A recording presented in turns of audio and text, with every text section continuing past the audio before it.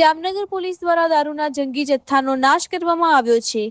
Dhrol police station અને જોડિયા police સ્ટેશનમાં પકડાયેલ દારૂ નાશ કરવામાં આવ્યો।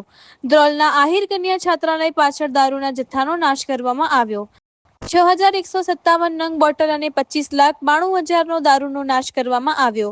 ધ્રોલ મામલતદાર અને પ્રાંત અધિકારીની હાજરીમાં દારૂનો નાશ કરવામાં આવ્યો।